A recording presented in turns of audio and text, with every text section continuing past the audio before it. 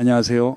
세상 담론에 오신 여러분을 환영합니다. 1년에 100억 벌었다는 그 인증글 보고 지금 매수 버튼에 손가락 올라가 있는 분들, 그게 정말 기회의 입구일까요? 아니면 정확히 설계된 함정의 입구일까요? 여러분이 흔히 듣는 말이 있죠? 주식은 부지런하게 매일 들여다보는 사람이 잘 번다. 종목 공부 많이 하고 차트 자주 보고 뉴스 빠르게 받는 사람이 결국 수익을 낸다. 근데 데이터는 정반대를 가리킵니다. 자주 들여다볼수록, 매매 자주 할수록, 정보 빠르게 따라갈수록 개인 투자자의 성과는 더 나빠져요. 이게 우연이 아니라 구조적인 결과입니다. 그러면 두 가지 질문을 던지고 시작하겠습니다. 첫째, 정보가 빠를수록 왜 개인 투자자가 더 못 버는가? 둘째, 100억 인증글 뒤에 같은 시장에서 통장만 깎인 999명은 왜 인증글을 안 올리는가? 이 두 질문을 끝까지 따라가 보겠습니다. 오늘은 세 층으로 들어갑니다. 표면은 지금 들리는 FOMO 얘기, 동기는 매크로 환경과 사이클 전환의 단절, 그리고 결과는 여러분 포트폴리오 안에 어항을 몇 개, 어디에 어떻게 박을 것인가입니다. 한 가지만 미리 드릴게요. 매크로 분석이라는 게 정체가 뭐냐? 매크로는 승패를 결정하지 않아요. 유불리를 결정합니다. 이 한 줄만 잡고 가시면 영상이 끝났을 때 매수 버튼을 누르는 손가락의 무게가 달라져 있을 거예요. 이건 단순한 포모 얘기가 아닙니다. 이건 지난 30년 동안 물고기, 속도는 3배 빨라졌는데 우리는 여전히 족대 들고 뛰는 시대의 구조적 문제예요. 그래서 오늘은 표면을 한번 짚고 그 아래 사이클이 어떻게 갈아엎히고 있는지를 짚고 마지막으로 여러분이 진짜 해야 할 일, 어항을 3개 박는 방법까지 정리해 드리겠습니다. 먼저 표면입니다. 요즘 온라인 커뮤니티에서 1년에 100억 벌었다는 직장인 인증글이 크게 화제가 됐죠. 이런 글을 보면 사실 박탈감이 옵니다. 나는 그동안 뭐 했나? 왜 나만 이걸 놓쳤나? 자책도 됩니다. 그리고 곧바로 조급함이 따라와요. 지금이라도 들어가야 되는 거 아닌가? 안 들어가면 또 놓치는 거 아닌가? 이 흐름을 우리는 머니무브라고 부릅니다. 가계의 자금이 안전자산에 머물러 있다가 이게 아니다 싶어서 다른 자산으로 옮겨가는 흐름이에요. 삼성전자, 하이닉스처럼 국민적으로 잘 알려진 대형주의 주가가 올라가니까 노출도가 높아지고 그만큼 관심이 더 모입니다. 머니무브 자체는 자연스러운 방향이고 한국 가계자산이 부동산의 70에서 80% 묶여있는 구조를 생각하면 자산 다변화는 장기적으로 필요한 일이죠. 근데 문제는 따로 있습니다. 머니무브의 그림자라고 할까요? 통계적으로 보면 늦게 진입한 사람들은 거의 항상 정점에서 사고 바닥에서 팔아요. 시장이 뜨겁다고 보도가 쏟아지는 시점에 들어와서 시장이 식으면 견디지 못하고 빠져나가는 패턴이 반복됩니다. 그리고 인증글이라는 게 묘하거든요. 100억 번 사람은 자랑하지만 같은 시장에서 마이너스 30% 맞은 사람 999명은 인증글을 안 올립니다. 물론 인증글 올리는 분들은 손해본 날 인증글 안 올리시거든요. 그래서 우리는 항상 잡힌 매기만 보고 빈통발은 한 번도 본 적이 없어요. 홍계학에서 이걸 생존자 편향이라고 부르는데 주식시장에서 가장 비싼 수업료를 만드는 게 이 편향입니다. 보이는 100억 한 명 뒤에 안 보이는 999명이 처음부터 표본에서 빠져 있으니까 우리는 마치 시장이 평균적으로 100억을 안겨주는 줄 착각하게 돼요. 지금 매수 버튼 위에 손가락이 올라가 있다면 한 번만 물어보세요.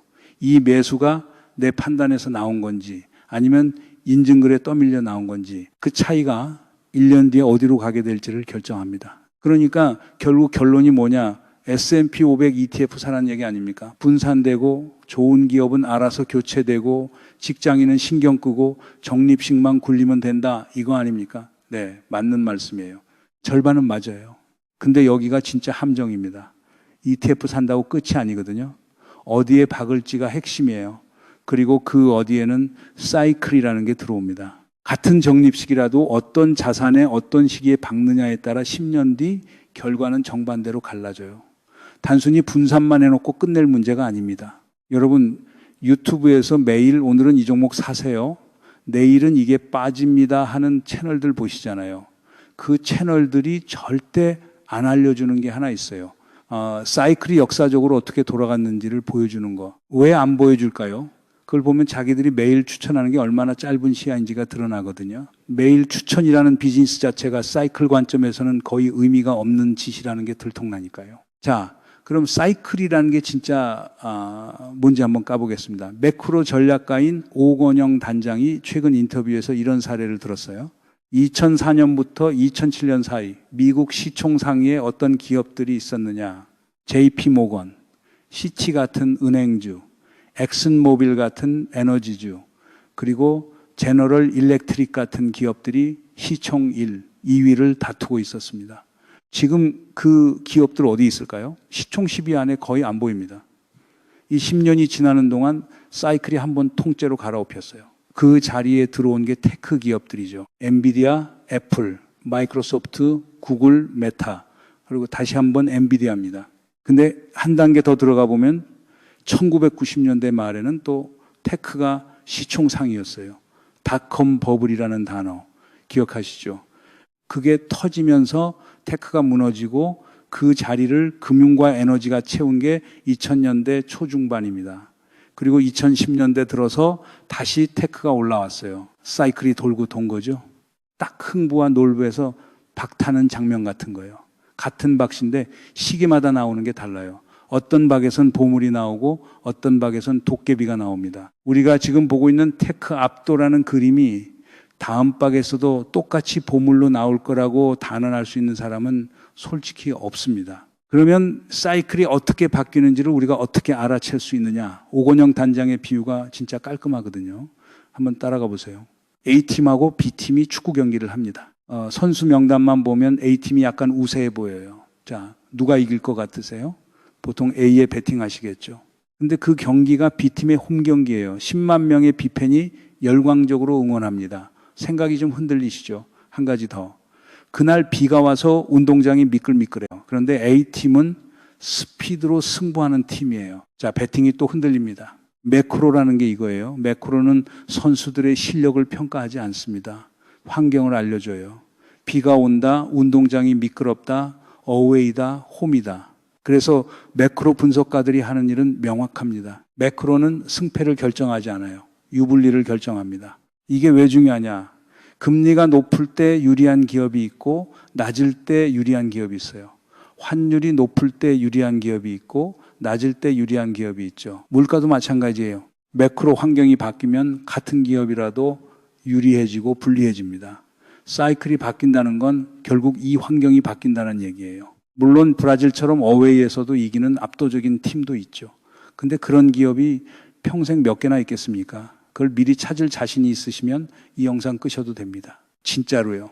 대부분의 투자자는 그 압도적인 한두 개 기업을 미리 알아보는 능력이 없어요. 그래서 우리는 환경을 읽는 쪽으로 가야 합니다. 자, 그러면 지금 환경이 어떻게 움직이고 있는지를 한번 짚어봅시다.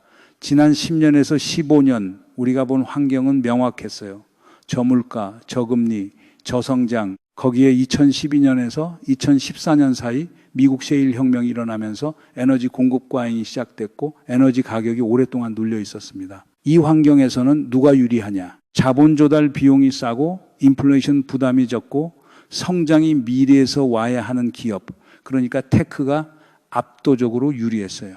반대로 에너지 관련주는 오랫동안 외면받았습니다. 근데 2025년 6월 이스라엘과 이란 사이에 군사 충돌이 벌어지면서 그림이 흔들렸어요.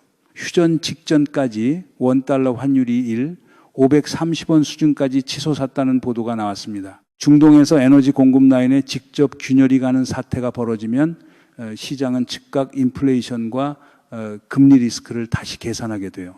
이게 단순한 단발 이벤트로 끝날지 아니면 우리가 익숙했던 저물가, 저금리, 셰일 혁명의 시대가 정말로 끝나가는 신호일지는 아직 단정할 수 없습니다. 다만 이렇게 말씀드릴 수는 있어요. 매크로 전략가들 사이에서 지난 10여 년의 환경이 그대로 연속될 거라는 시각은 점점 줄어들고 있고 어디선가 단절이 들어올 거라는 시각은 점점 늘어나고 있습니다. 그러면 우리가 던져야 할 질문이 이거예요. 미래의 환경이 더 높은 물가, 더 높은 에너지 가격, 더 높은 금리가 된다면 우리 포트폴리오가 여전히 테크 100%여도 되는가? 황금알 낳는 거위배 가르는 짓을 거꾸로 다른 거위를 굶겨 죽이는 식으로도 할 수 있어요. 한쪽만 보고 한쪽을 완전히 비워두는 것. 그게 사이클이 바뀌었을 때 가장 큰 손실을 만드는 구조입니다. 근데 우리가 이 단절 가능성을 짚는 분석을 어디서 본 적 있으세요? 매일 신고가 뉴스 쏟아내는 그 매체들에서요. 사이클 전환이라는 건 클릭이 안 나오는 주제거든요. 클릭이 나오는 건 오늘 어떤 종목이 뛰었느냐예요. 그래서 진짜 중요한 환경 변화는 정작 우리가 가장 잘 안 보는 자리에서 조용히 진행됩니다. 문제는 여기서부터입니다. 환경이 바뀌고 있다는 걸 알았다고 칩시다. 그러면 우리가 뭘 해야 하느냐? 오건영 단장이 다시 깔끔한 비유 하나를 줬어요. 운전 처음 시작하는 사람이 차를 사야 합니다. 외제 고급차를 살까요? 중고차를 살까요? 상식적으로 중고차죠. 왜냐? 초보는 긁어요. 주차할 때도 긁고 차선 변경할 때도 긁습니다. 비싼 차로 시작하면 그 긁힘 한 번에 멘탈이 무너집니다. 투자도 똑같아요. 작은 금액으로 시작해서 여러 가지 자산을 직접 만져보면서 경험을 쌓아야 해요. ETF가 그 역할을 해줍니다. ETF는 주식 한 종목을 사는 게 아니라 주식의 바스켓을 사는 거잖아요. 그래서 ETF 자체가 이미 분산이 들어있고 ETF를 여러 개 사면 분산의 분산, 초분산이 됩니다. 여러분 한번 보세요. 100만 원으로 무슨 분산이냐는 말 자체가 함정이에요. 100만 원으로 경험을 못 쌓으면 1억 됐을 때 그 돈으로 처음 경험하겠다는 거잖아요. 그게 더 무서운 거 아닙니까? 1억으로 처음 매수해보고 처음 손실 견뎌보고 처음 분산 실험해보겠다는 건 운전 경험 하나도 없이 페라리 키 받고 고속도로 진입하는 거랑 똑같습니다. 100만 원으로 긁어보는 경험이 1억 지킬 때의 안전벨트가 돼요. 자, 이제 오늘 영상의 가장 깊은 자리로 들어가겠습니다. 오건영 단장이 30년 전 자기 어렸을 때 얘기를 했어요. 초등학교 3학년 때 어른들이 계곡에 물놀이를 갔는데 본인도 따라갔답니다. 어른들은 술 마시고 있고 혼자 놀아야 하니까 삼촌이 족대를 하나 줍니다. 족대가 뭐냐? 그물같이 생긴 거예요. 그걸로 물 안에 들어가서 송사리, 피라미를 잡으라는 거죠. 3시간 동안 물속에서 뛰어다녔습니다. 결과는요, 미꾸라지 한 마리. 노력은 진짜 많이 했어요. 본인도 5번이나 미끄러져서 넘어졌답니다. 그런데 그동안 삼촌은 뭘 했냐? 어항이라는 통발이 있어요. 안에 떡밥 발라서 물속 두 군데에 박아두고 자기는 어른들이랑 술 마시고 있었습니다. 3시간 지나고 삼촌이 통발을 들어 올리는데 가득 찼습니다. 메기까지 들어 있었어요. 이 장면이 본인은 30년이 지난 지금도 잊히지 않는다고 합니다. 노력의 비대칭이 너무 명확하게 보였거든요. 뛰어다닌 사람은 미꾸라지 한 마리, 길목 지키고 술 마신 사람은 통발 가득과 메기. 근데 잠깐 여기서 한 단계 더 들어가 봅시다. 30년 전 그 계곡의 물고기보다 지금 시장의 정보 속도는 3배, 4배 빨라요. 알고리즘 트레이딩이 거래량의 절반 이상을 잡고 있고 뉴스가 0.1초 안에 가격에 반영됩니다. 그러면 우리가 족대 들고 쫓아다니면 어떻게 될까요? 한 마리도 못 잡습니다. 30년 전에 미꾸라지라도 한 마리 잡았는데 지금은 그것조차 어려워요. 그럼 어떻게 해야 할까요? 길목을 지켜야 합니다. 어항을 박아야 해요. 매크로 환경에서 유리한 자리, 사이클 전환에서 메기가 들어올 자리에 어항을 미리 박아두고 들어올 때까지 기다리는 겁니다. 그러면 항상 나오는 질문이 있어요. 어항을 두는 건 좋은데 그 어항에 물고기가 몇 시, 몇 분, 몇 초에 들어가나요? 그런 질문은 없죠. 들어갈 때까지 기다리는 게 답입니다. 여기에 가장 위험한 함정이 하나 더 있어요. 오건영 단장이 그날 삼촌한테 어항을 빌려서 본인도 한번 박아봤답니다. 떡밥 발라서 물속에 넣어놨어요. 근데 궁금했답니다. 몇 마리 들어왔나. 그래서 1분에 한 번씩 가서 들어 올려봤어요. 결과는요, 한 마리도 안 들어왔습니다. 왜냐? 본인이 자꾸 들어올리는 바람에 물고기가 들어올 기회 자체를 없앤 거예요. 이게 지금 우리 직장인 투자자들이 매일 하고 있는 짓입니다. HTS를 분 단위로 새로 고침하고 주식 어플을 출퇴근 지하철에서 들여다보고 점심시간마다 시세 확인합니다. 그 행동 하나하나가 자기가 박아둔 어항을 들어올리는 거예요. 메기는 사람 손이 자꾸 닿는 어항에는 들어오지 않습니다. 주식 채널들이 매일 오늘은 이거 사야 합니다. 오늘은 이게 빠집니다 하는 거 보세요. 그게 사실은 시청자한테 1분마다 어항 열어보라고 시키는 거거든요. 왜 시킬까요? 어항 열어볼 때마다 자기네 채널을 클릭하니까요. 시청자의 손에는 자기네 매출이 됩니다. 매일 종목 추천이라는 비즈니스 모델은 시청자가 어항을 자주 열수록 잘 돌아가게 설계되어 있어요. 이게 웃을 일이 아닙니다. 매일 종목 추천 보는 그 30분, 1시간이 사실은 여러분 어항의 매기를 쫓아내는 시간이에요. 정보를 더 많이 보고 있다고 착각하지만 실제로는 매기가 들어올 통로를 매일 분 단위로 막고 있는 겁니다. 여기서 한 줄로 정리하겠습니다. 물고기는 3배 빨라졌는데 우리는 아직도 족대를 듭니다. 여러분이 매일 HTS 새로 고침하는 그 손이 30년 전 초등학교 3학년에 족대질하고 정확히 같은 동작이에요. 30년이 지나는 동안 시장은 알고리즘으로 무장했는데 개인 투자자의 도구는 거의 그대로입니다. 그런데 우리는 더 빠르게, 더 자주, 더 많이 거래하면 따라잡을 수 있다고 믿어요. 정반대 방향으로 더 열심히 뛰고 있는 거죠. 오프닝에서 말씀드린 그 100억 인증글 다시 생각해 보세요. 그 한 명 뒤에는 같은 시장에서 통장만 깎인 999명이 있습니다. 인증글은 999명이 안 올립니다. 잡힌 매기는 어항을 박아둔 사람만 알고 못 잡은 사람들은 자기가 못 잡은 줄도 모르는 거예요. 우리가 보고 있던 그 100억은 보이는 것만 보고 안 보이는 것은 처음부터 표본에서 빠진 숫자입니다. 그러니까 그 인증글이 부러움의 대상이 아니라 통계학적으로는 우리가 가장 경계해야 할 신호일 수도 있어요. 이제 마지막 층으로 들어갑니다. 한국 가계의 자산 구조를 한번 들여다볼게요. 한국은행과 통계청의 가계금융복지조사를 보면 한국 가계자산의 70에서 80%가 부동산에 묶여 있습니다. OECD 평균이 50% 안팎이라는 점을 생각하면 압도적으로 편중된 구조예요. 그래서 머니무브 자체는 장기적으로 자산 다변화 차원에서 자연스러운 방향이에요. 근데 잘못된 머니무브는 또 다른 가계 충격을 만들 수 있습니다. 50대, 60대 은퇴자가 100억 인증을 보고 퇴직금을 몰빵하는 시나리오를 생각해 보세요. 회복 시간이 없습니다. 30대가 마이너스 30% 맞으면 다시 모을 시간이 있어요. 60대가 마이너스 30% 맞으면 그게 노후 자금의 영구 손실이 됩니다. 이거 IMF 외환 위기 때 일반 가정이 갑자기 청구서를 받았던 그 구조하고 모양이 닮을 수 있어요. 시스템에서 시작된 사고가 결국엔 거실 식탁 위로 청구서가 떨어지는 패턴. 그때 근무하게 했던 분들 기분이 어떠셨겠습니까? 시스템의 실패를 가계가 메우는 구조가 자산 시장에서도 똑같이 반복될 수 있어요. 그래서 마지막으로 정리하고 싶은 게 오건영 단장이 인터뷰 끝에 내놓은 새 어항 모델입니다. 보통 사람들이 가장 많이 하는 첫 번째 오류가 뭐냐? 투자가 제일 중요하다고 생각하는 거예요. 그래서 모든 자금을 투자라는 한 어항에 박습니다. 근데 그게 함정이에요. 어항을 3개로 나눠야 합니다. 첫 번째 어항은 현금 흐름이에요. 월 단위, 분기 단위, 반기 단위로 배당이 들어오는 자산을 말합니다. 이게 왜 중요하냐? 이 현금이 생활비로도 쓰일 수 있고 더 중요한 건 새로운 투자 기회가 왔을 때 종잣돈이 돼요. 시장이 크게 빠진 그 순간 현금을 들고 있는 사람만 줍줍할 수 있습니다. 두 번째 어항은 안전자산입니다. 시장이 무너질 때 보호해주는 자산이에요. 아까 말씀드렸죠? 2025년 6월 중동 사태 한복판에 원달러 환율이 1 530원까지 올라갔다고. 그러면 달러를 일부 들고 있던 사람은 그날 어떻게 됐을까요? 다른 자산은 흔들렸어도 달러 자산이 뛰면서 포트폴리오 전체의 변동성을 잡아줬어요. 안전자산은 평소엔 답답해 보이지만 위기 때 진짜 일을 합니다. 세 번째, 어항이 투자예요.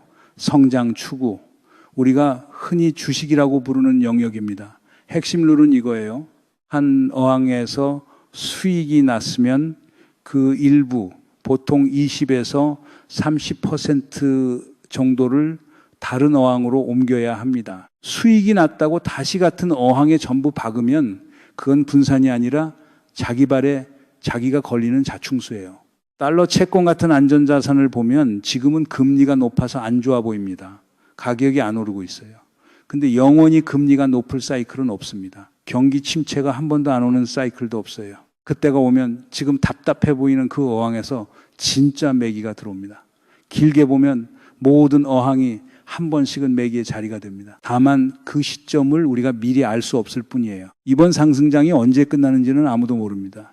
다음 주에 끝날 수도 있고 1년을 더 갈 수도 있어요. 다만 한 가지는 확실해요. 끝나는 시점이 왔을 때 누가 매기를 들어 올렸는지, 누가 빈 통발만 들어 올렸는지가 정확히 갈립니다. 그때 가서 후회하지 않으려면 지금이 어항을 박을 시기예요. 매수 버튼을 누르기 전에 한 번만 물어보세요. 이 매수가 어느 어항에 들어가는지, 현금흐름 어항인지, 안전자산 어항인지, 투자 어항인지, 만약 세 어항 중 한 곳이 완전히 비어 있다면 사실은 그게 진짜 채워야 할 어항일 수 있습니다. 지금 비어 있다는 건 다른 사람들이 다 외면하고 있다는 뜻이고, 다른 사람들이 다 외면하는 자리가 다음 사이클의 매기 자리일 가능성이 높아요. 여러분의 포트폴리오에는 지금 어항이 몇 개 밝혀 있습니까? 그리고 그 어항들이 전부 같은 강에 밝혀 있는 건 아닐까요? 같은 강에 어항을 10개 박아놔도 강물이 마르면 10개가 한꺼번에 빈 통발이 됩니다. 앞으로 사이클이 어떻게 전환되는지, 어느 어항에 매기가 들어올 신호가 보이는지 같이 추적하고 싶으시다면 구독, 좋아요, 그리고 알림 설정까지 같이 부탁드립니다.